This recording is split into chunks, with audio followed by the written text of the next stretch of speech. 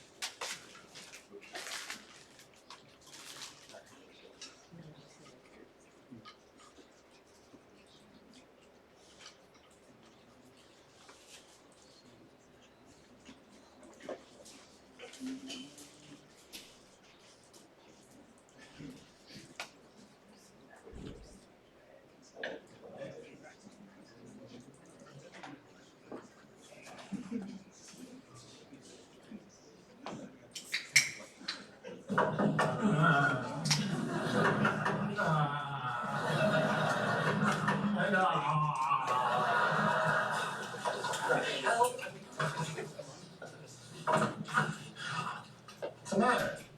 I have pain radiating from my navel to my lower right abdomen. I'm nauseated and feverish. I believe I may have cholera. There's no cholera in Pasadena.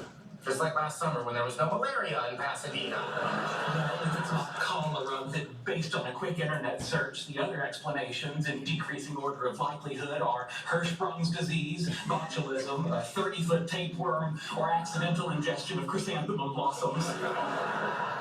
When would you have accidentally eaten chrysanthemum blossoms? It's part of an unlikely scenario that involves sleepwalking in a 24-hour flower mart with a less than vigilant proprietor. Lord, my belly. Have I had your appendix out? I haven't. I've been meaning to, but who has the time? Let's get you to the hospital. So this is how it ends. With cruel irony, just as I make the commitment to preserving my body, I am betrayed by my appendix, a vestigial organ. Do you know the original purpose of the appendix, Leonard? No. I do. And yet I'm doomed while you live on. Funny how things work out, isn't it? Oh, Lord, I think it's about to burst.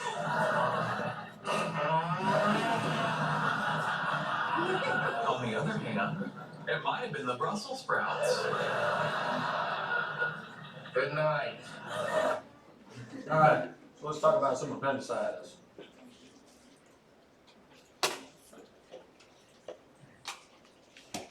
All right, hopefully you guys all understand the meme there. And there's what we're going to talk about today. And we'll cover everything involving the appendix, how we're going to take it out, what treatment, what our differentials are. And then, so we'll talk about some anatomy first. And the reason it's important, I mean, the appendix is does everybody understand what we mean by a blind intestinal diverticulum? Basically, it's got like a one-way in and out. So that's why it can sometimes create an issue. We don't think it's anything important. It's still kind of debatable. We think it's just secondary lymphoid tissue that was left over from birth. And what we find is that there's like some sort of hypertrophy with it or some sort of obstruction, which causes appendicitis, which we'll talk about in a second. But I mean, it's important for some landmarks, like the tinea of the colon converge at the base. So we tend to use that as a landmark when we're looking for it. When we open the belly up, and that's kind of right, that tinea kind of runs down. You see how it kind of ends right there? And that's what we're talking about. If I can get my pointer there, like it ends, the tinea come down. And that's kind of how we find it. It's usually like 2 centimeters inferior to the ileocecal valve. All right, so like I said, some sort of luminal obstruction, you know, secondary to like in adults, typically a fecalith or some sort of obstruction due to like, you know, hardened poop. And then in children, it's lymphoid hyperplasia. And so this is most common in like 10 to 19-year-olds is what they say typically is the most common age for this. It affects about 6% of females and 8% of males throughout their life. So it is pretty common.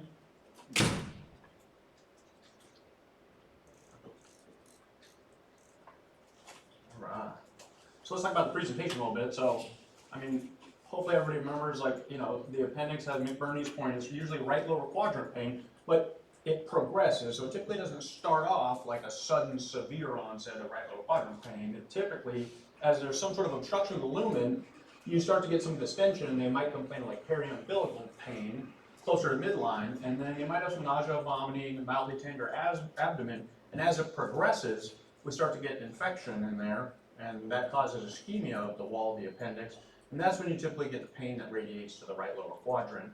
You might get a low-grade fever, white count, you might get some of the surge criteria or sepsis, and the problem is, once it perforates, it tends to cause like a peritonitis, so then you get that increased pain, tenderness to palpation, you usually get a high fever and a white count, and they might be septic as well. We typically like to catch it before this happens, but this is something that progresses over like 24 to 48 hours, sometimes up to 72, so it's not immediate. So that's where it gets tricky when we're diagnosing this, because sometimes they can present early in the course of this, and they have those like kind of non-specific symptoms, like pain somewhere around here, maybe a little bit of nausea. Typically the most common symptom I see is like anorexia is a very common one we see, especially in the kids, because they're bad at localizing the pain and where it is.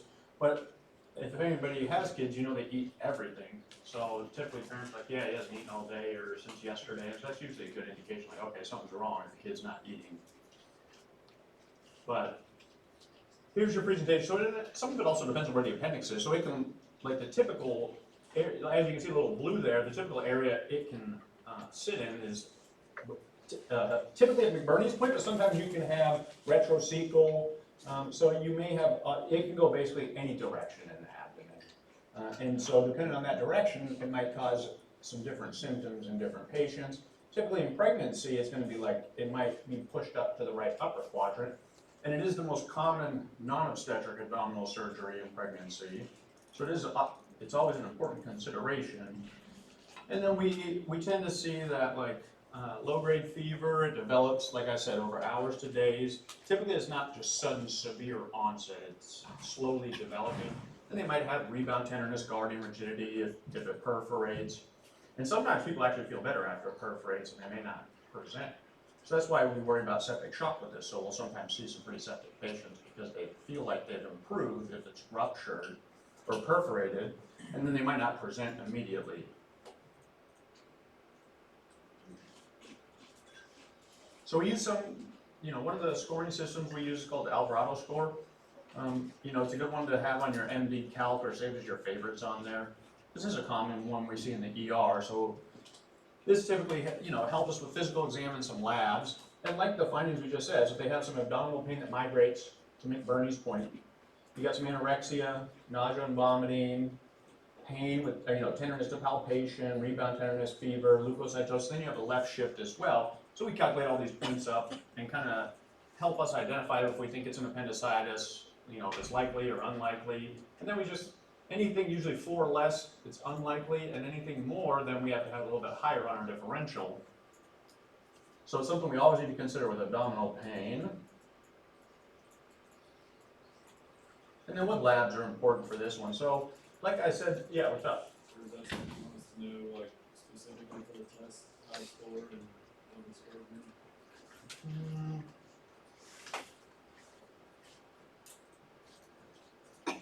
I mean, it is important to know. Yes, important things to remember, just like 4 and under, it's less likely. Over 4, it's more likely or higher on your differential. I don't believe we have a question where you have to calculate it, but it is important stuff to know. But what do we use to diagnose this? Like I said, the first or second lecture, some of the labs we get for the belly labs.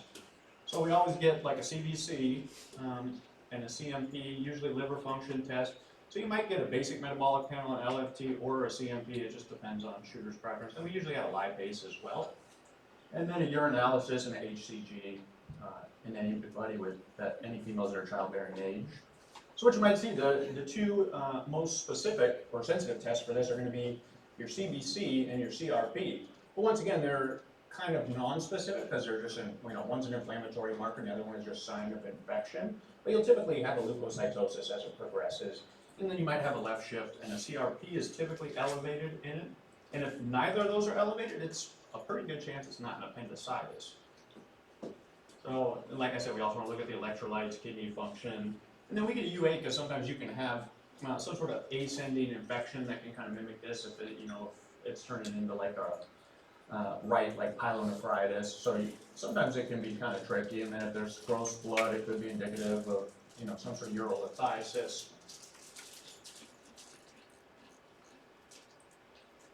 All right.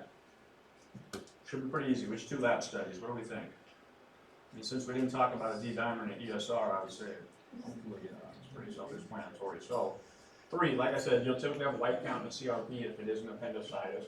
If not, you may want to start thinking about something else, or it may be very early. So if the patient just said the pain started, you know, 4 or 8 hours ago, this is something you still got to keep in your differential, and you have to have shared decision making with your patient. And with, you know, a lot of times since it's kids, you got to have some shared decision making with parents as well, and explain to them, I don't think it's an appendicitis, but it still could be. So if your symptoms continue or they don't improve or worsen in the next 12 to 24 hours, you need to come back. But the white count and CRP are very sensitive for this. And then what sort of imaging do we do? So we typically don't do plain films. Sometimes you can see a fecal lift on the plain film, or you might see some air fluid levels or an ileus on there. Not very specific. We typically don't get a plain film on these patients. Now, you know, like I said, it can be tricky. So sometimes if you're starting out with like the least invasive, and it's especially in the kid population, sometimes we will get a plain film if we're also thinking maybe it's some constipation or something like that, but it's typically not a great test if you're trying to diagnose appendicitis. But ultrasound isn't as accurate as CT, but it is helpful, and it's the first test we usually do in kids, because we like to, we don't want to expose them to a bunch of radiation. So a lot of times we'll start with an ultrasound, and then if it's inconclusive, then we tend to upgrade to a CT if we still suspect it's an appendicitis. And the issue is a lot of times you can't visualize the appendix on ultrasound.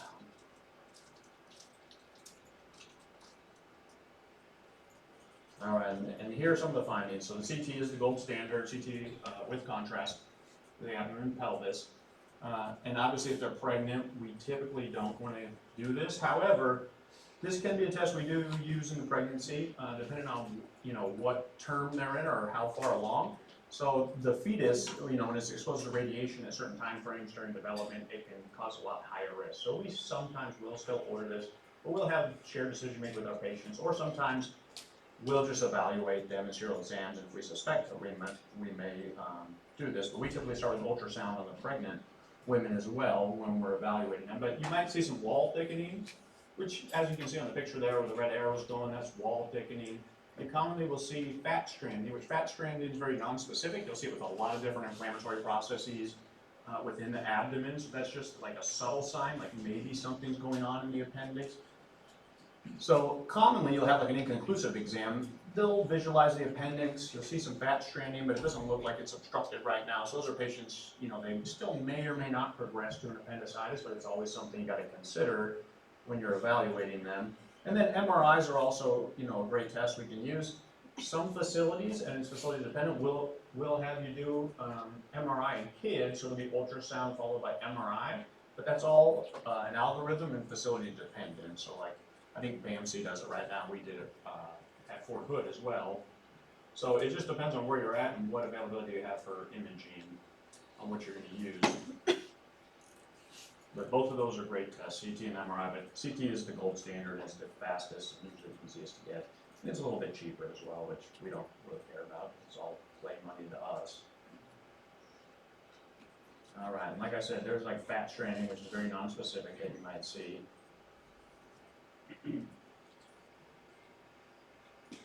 And then here's a clinical pathway. So I know it's a lot, it looks complicated. Right now we are not using, we typically aren't using just antibiotic treatment, but there are some facilities that are getting more comfortable with it. The data does support it, but not 100%. As you guys can see on there, like when you're looking at the recurrence rate, it gets pretty high if you're going to use just antibiotics alone and you're trying to avoid surgery. So typically we do an appendectomy, and the algorithm on the right is basically our pathway. So we develop that pretest probability. What do we think it is? So sometimes that can involve your labs, your physical exam.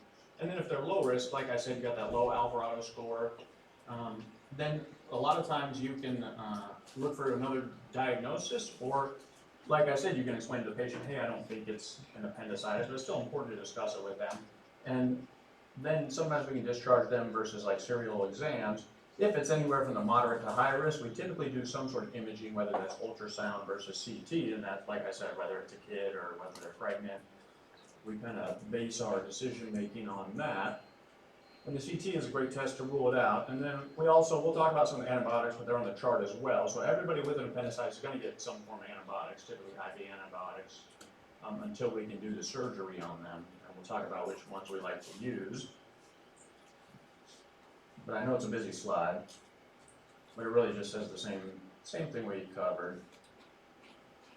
All right, so which of the following tests has the highest accuracy rate when diagnosing acute appendicitis? CT, yep.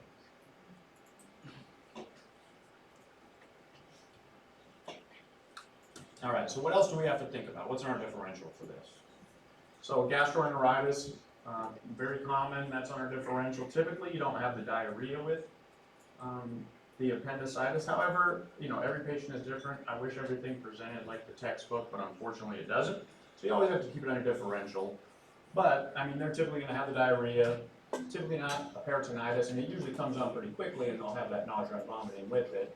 Like I said, so, a UTI that's maybe like an ascending infection might cause symptoms similar to this, which is why we like to get a UA as well. And if the UA is dirty or looks like an infection, we can certainly treat that and go down a different path. Some sort of urolithiasis might cause this as well. Typically that's like an acute, sudden onset of like pretty intense pain. You may see some gross blood or some RBCs on there. And then ovarian cysts can sometimes mimic this because that's in your right, that's going to be in the right lower quadrant as well. But you're typically not going to have a fever with it because it's not an infection. So that's a good differentiator for like your ovarian cysts, and obviously if it's on the wrong side as well, it may be a good indicator.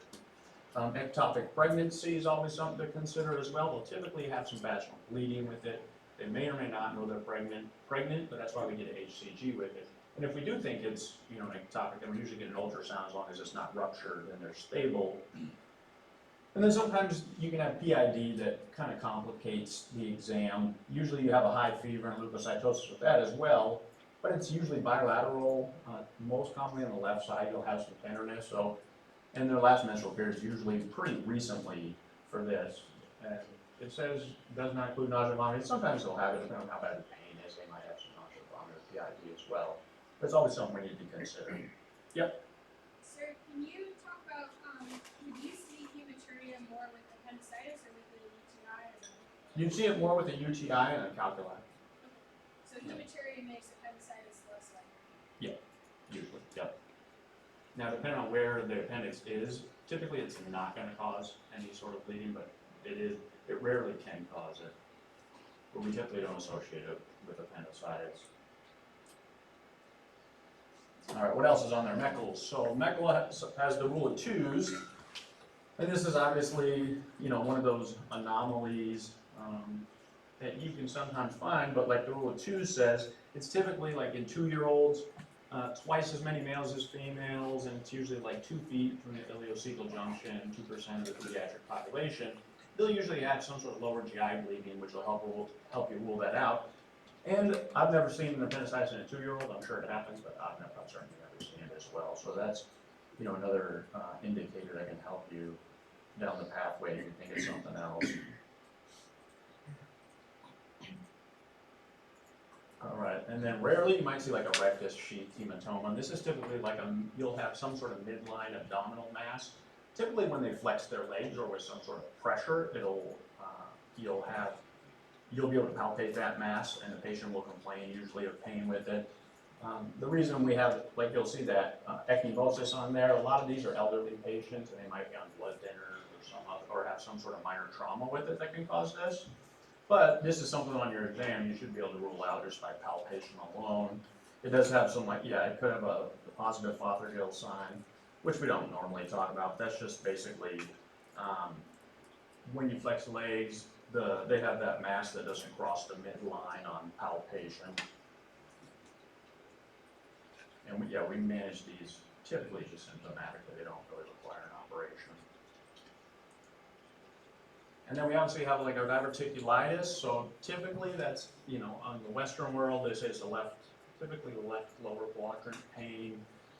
They may have like a positive YAC on their stool exam. You can have Crohn's disease as well, but with Crohn's disease, it's typically going to be more chronic versus like an acute nature that you would see with an appendicitis. So this is typically like weeks to months of pain, typically, you know, diarrhea and other symptoms that would make you, you know, less likely to think of appendicitis. And then colon cancer as well can sometimes mimic this. All right. So we have some of these special populations we like to think about. So since this commonly happens in children, and you know, it's something actually I see all the time in the ER, so it kind of makes it difficult to diagnose, especially when they're nonverbal. So we see a lot of nonverbal patients in the ER, so it makes it really hard for them to tell you where their pain is. Or if they're even having pain, a lot of times they'll present because they're not eating and, you know, the parents think something is wrong. And so this is why we always have to consider appendicitis and the differential. And once again, the history is important. How long has, you know, the pain been happening? How long have they not been eating? And then you also have to think about pregnancy. Well, like I said, it is the most common non-obstetric cause of abdominal surgery in pregnancy.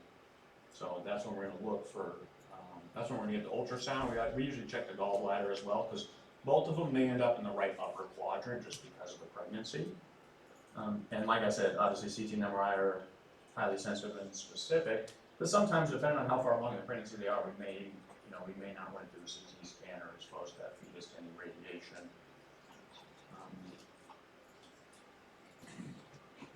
All right, so pre-op management, you know, something we don't talk about enough in class is pain control. So obviously we want to make our patients comfortable, so we usually get them some kind of narcotic. You know, whatever the shooter's preference is. A common one you guys will see that we call 4-and-4, which is 4 morphine, 4 Zofran for the nausea. But I mean, you can give, you know, any sort of fentanyl is a great one. We typically avoid Toradol or NSAIDs if we're thinking about we're going to have any sort of operation. So we typically avoid that in most of the abdominal pain patients, unless we think it's a stone. And then obviously we'll usually discontinue the medications right before the surgery, but we'll also take a look at what specific ones are on, whether they have to take. Like some of those antiarrhythmic medications, we do want them to continue it because we don't want to have any sort of arrhythmia during surgery. And then we start them on antibiotics. They may or may not get an NG tube or a urinary catheter, so it really is patient dependent on how long we think the operation is going to last. And then antibiotics. So, you know, the most common organism we find are frequently isolated is going to be E. coli, so we always want to cover for our gram-negatives. And then we typically like to cover for the anaerobes too, so this will be something you might see like a ciproflagyl or ciprometronidazole, however you want to, you know, whether you know the brand name versus generic. And then some like cephalosporin as well you can use. You know, you can use like a levaquin and flagyl as well as another fluoroquinolone that we commonly use. And then if we think it's you know, if we suspect that it's ruptured or there's any abscess or any other concerns, we might use like a Zosyn, which is your Piptazo. We might use a little bit bigger guns. You can also use Nertapen as well. We won't get into all of those. We won't dive too deep in all those other antibiotics that we might use. All right, so most of these patients are managed with the urgent appendectomy. You know, it doesn't matter which one, whether it's perforated, non-perforated, abscess or not. The decision is whether we do an open versus laparoscopic procedure. So typically if it's ruptured or we have some sort of abscess, we'll probably go with an open. Or if it's not, then we'll use the laparoscopic approach. And the difference is, one, you know, you don't have to make as large of an incision. You get less risk for like a surgical site infection. They recover quicker with a laparoscopic technique. So here's our two different techniques. We have open versus laparoscopic.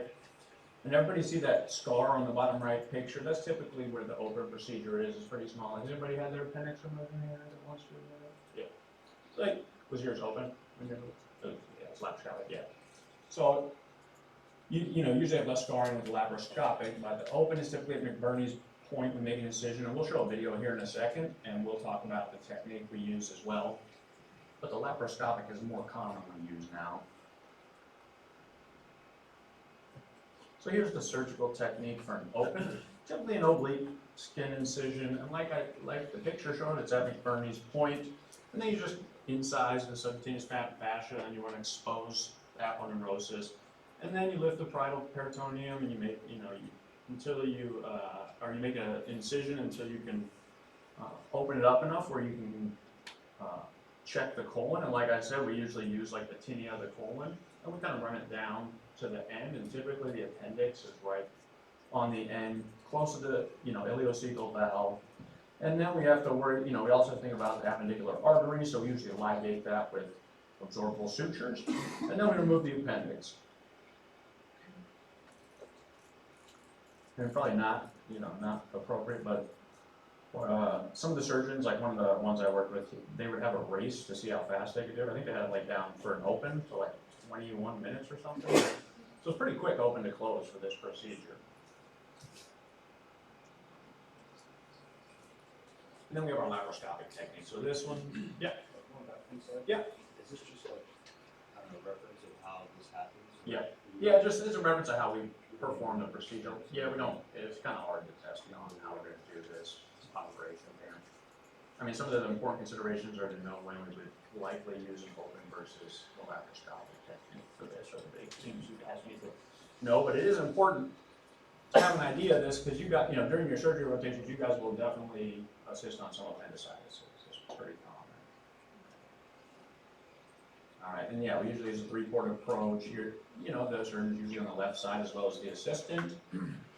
And then, you just position your ports. They may tilt the patient on the left side, and then you just, you'll typically put some air in there as well, just to help puff the belly out so you can actually visualize everything better with your cameras. And then basically until you find the tip of the appendix, and then you remove it from your abdominal cavity.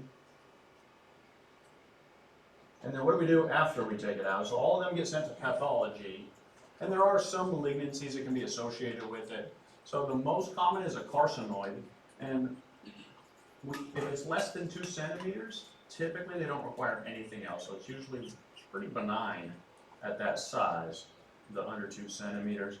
So they don't have a recurrence rate, no risk of metastases or anything like that, as long as it's under 2 centimeters. And then rarely you can have like an adenocarcinoma as well, and that'll typically involve a lot more extensive surgery if we're concerned for that. You may have to remove the entire right side of the colon.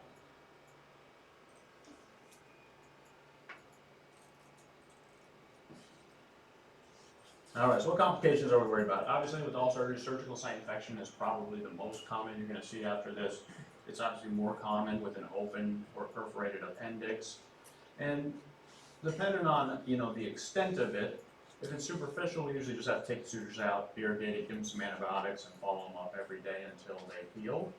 If it's a deeper infection, then they'll typically have systemic signs and symptoms like fever, anorexia, they look sick, and then they may have to open it up again and go in there and wash everything out.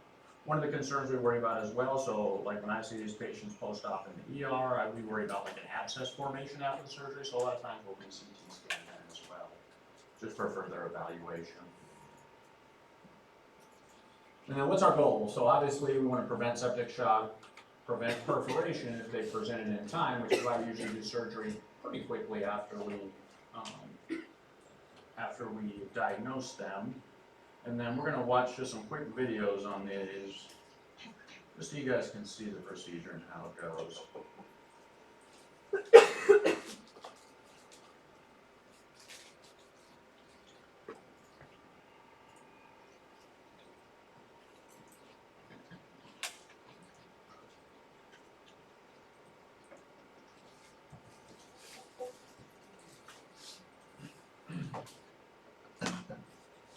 In this next video, I would like to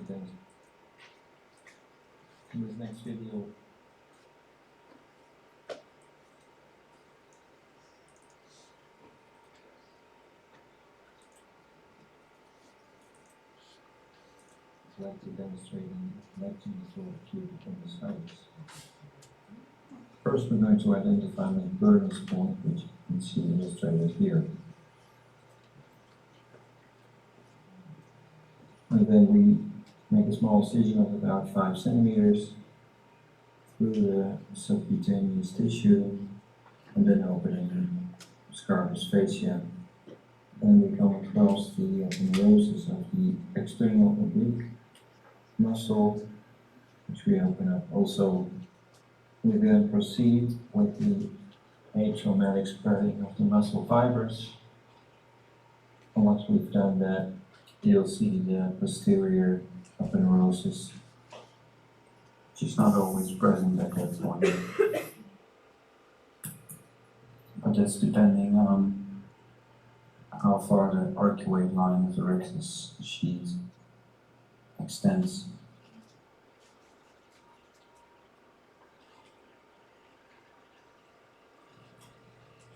So we now keep the muscle fibers aside to give a nice exposure of the peritoneum. Which you can see here,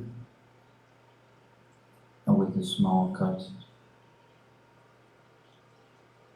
we can open the abdominal cavity.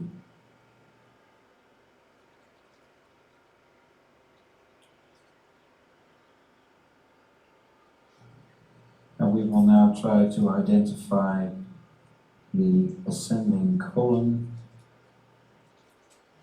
which you can see here, and by following the tinea coli, we will automatically find the appendix. So with the index finger, we've identified the appendix, and also you could feel that it's inflamed. And by gently pulling, we try to deliver it. And there it is. And we then position a clamp on the distal part of the mesoappendix. You can start identifying the appendicular artery, which you can see here. We try to ligate it at the base, so that you only need to have one ligation and can thereby, with only one step, divide the mesoappendix. It's also possible to divide the mesoappendix from the appendix itself with multiple steps and just following the mesoappendix along the appendix itself, but it will take multiple steps. If it's not too thick, you can be done with just one ligation. If you selectively ligate it at the base.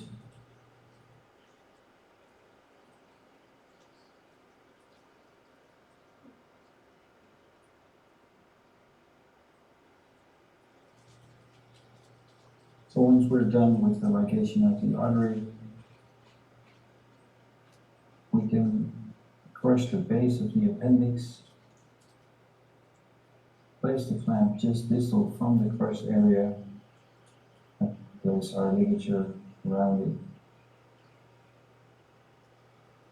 And then you can cut the appendix just below the clamp and remove it. Make sure that your ligation is properly secured. And we then reposition the suture back into the abdominal cavity. It's not necessary to close the peritoneum, but it sometimes helps to keep the abdominal content inside while closing all layers.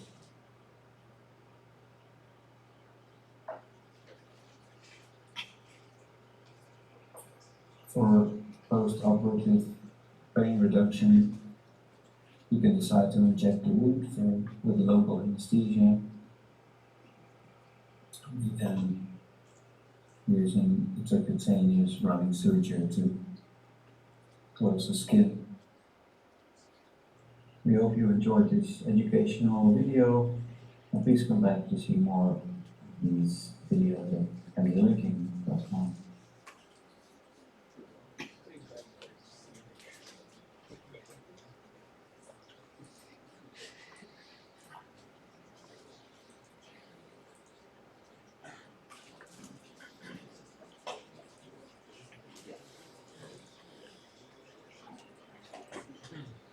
Alright, let's look at the left stuff now.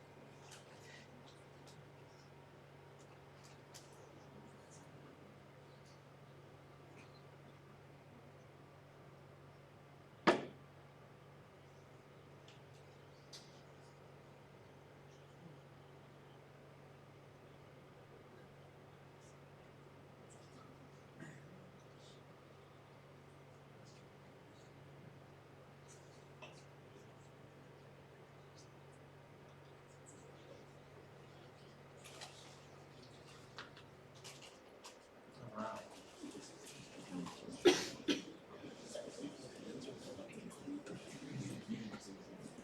Alright, so hopefully that gives you guys, just a general idea of how an appendectomy looks.